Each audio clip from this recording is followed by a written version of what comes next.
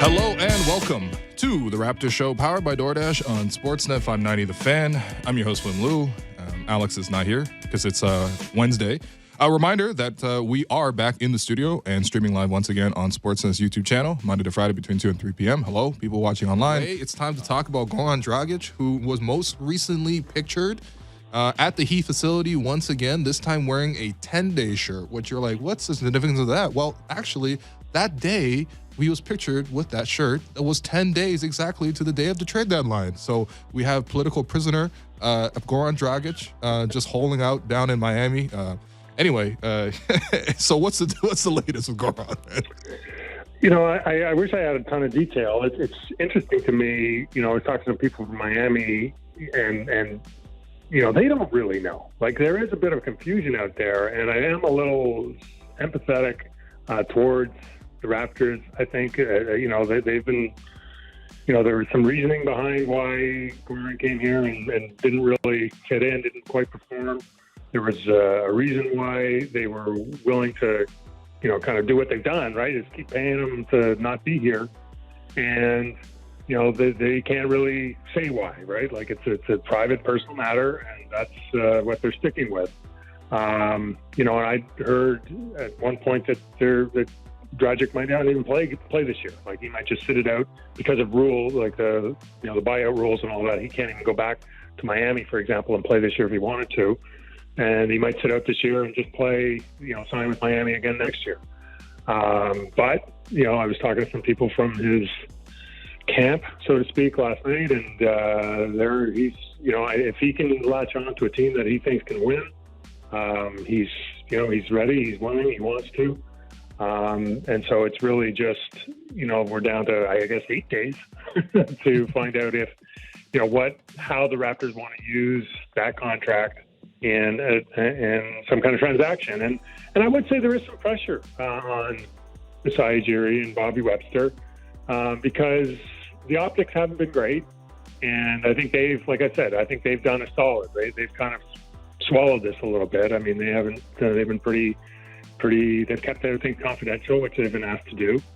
And, you know, but if the deadline comes and goes and all they end up doing is buying Dragic out and he goes and plays for whoever, it's going to look kind of bad on them. Yeah, I think. I agree. And, you know, and so that's going to be kind of a fascinating kind of week or 8 days now to see how that shakes out.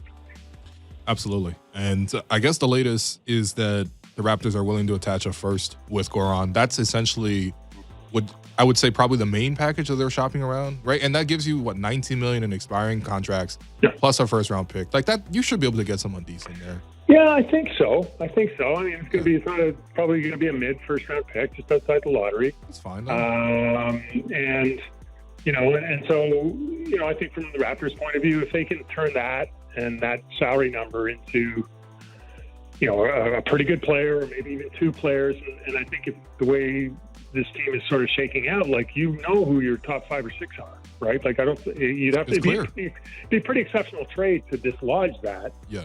But if you can, you know, kind of extend your lineup, as they say in baseball, and all of a sudden you have 7, 8, 9 guys that are really effective, then, you know, you can win some games with your second unit. You can take, you know, you're not so vulnerable if there's an injury.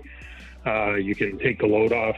You know, they'll have to play 41 minutes every night. So I think, and then, you know, ideally, if you're going to give up a pick, obviously you'd want to get somebody who has a year or two of team control. At worst, a restricted free agent, somebody that you know, can help you a little bit this year, can count as part of your 8 or 9 guys going into next year, maybe even the year beyond. And, you know, and then all of a sudden you're looking like more of a complete team. Yeah. Yeah, and I know Blake did this exercise with you, too, about just, like, asking you to come up with trades so he can diss the trades. A bit of a presumptive column from Blake, I would say.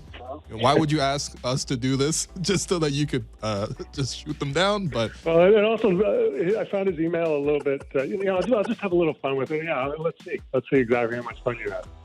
I'm like, okay, I didn't realize I was emailing Bobby Webster. Like, come on, man.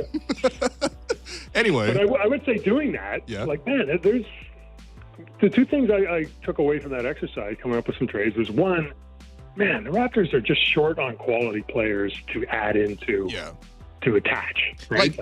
Like if you throw in Malachi Flynn, for example, how many teams is that moving, right? Nobody cares. No one. Yeah. No one. It's and you know, and it's funny, just in like the week since you've done it, all of a sudden Precious Achiuwa, you're like, interesting, you know, like maybe you got to give this a little more time. Mm-hmm.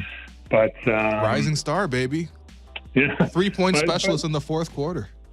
Yeah, but anyway, no, there's, you know, I don't know how you approached it, but I was like, let's see if we can, you know, take these limited assets and turn them into two players at positions or roles that the Raptors could use help in.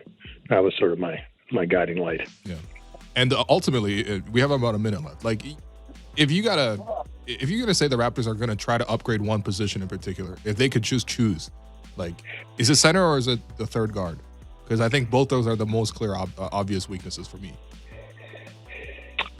I guess I'm a little more encouraged because of the way Achiuwa's been playing. I'm hoping that Khem Birch can come back and actually play 30 games. That'd be nice. Yeah. So I think if you could have somebody who gives you a little bit of help in play creation and especially shooting outside of your top five guys. So I guess I would go with a backcourt type player. Yeah, I mean if you can get Goran Dragic, out and you get back a Goran Dragic who, wasn't a jerk. I feel like I think that'd be ideal. I think the one name you see kicking around, I have no idea if it's realistic or not, but a guy like Bojan Bogdanovic. Yeah, yep. Like he would be, because there's a guy he would challenge to start. Like if he's coming off your bench, all of a sudden you're pretty good. And again, the numbers probably line up. It just matters. You never know what Atlanta really wants to do, but then you start going, you keep doing this, and you're like, well, what about Evan Fournier? He had a great week, and come on. And you kind of keep going down these names, and the pickings get pretty slim. Yeah, absolutely. All right, Grange. Quick yes or no answer: do the Raptors get a deal done a week from now? Yes. Okay, cool.